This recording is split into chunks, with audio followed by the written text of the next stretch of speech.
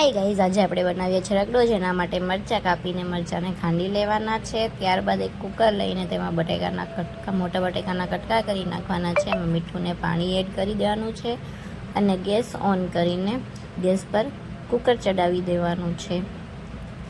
કુકરને 7 થી 8 સીટીઓ આવવા દેવાની છે।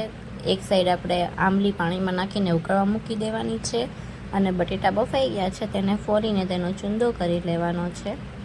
ત્યારબાદ તેમાં જેટલો પતલો રગડો કરવો હોય એટલું પાણી એડ કરી દેવાનું છે।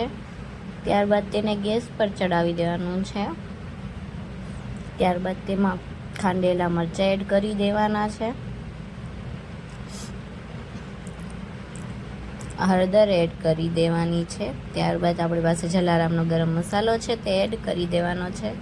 થોડોક લાલ મસાલો એડ કરી દેવાનો છે અને ખૂબ સરસ રીતે હલાવી લેવાનું છે અને ઉકળવા મૂકી દેવાનું છે। ત્યારબાદ બીજી સાઈડ ગેસ ઓન કરીને જે આપણે આંબલી ઉકાળી હતી એ આંબલી કાઢી લેવાની છે એમાંથી ને આંબલીનું પાણી ગેસ પર મૂકી એમાં મીઠું, મસાલો, લાલ અને ખાંડ એડ કરી દેવાની છે। ત્યારબાદ મમરા પીળા કરી લીધા છે। રગડાને ડીશમાં કાઢીને મમરા એના ઉપર નાખી દીધા છે।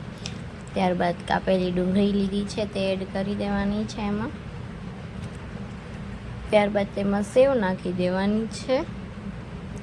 ત્યારબાદ થોડુંક મીઠું અને લાલ મસાલો એડ કરી દેવાનો છે।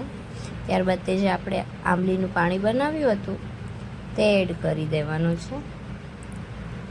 લ્યો, આપણો રગડો બનીને તૈયાર છે, ટેસ્ટી।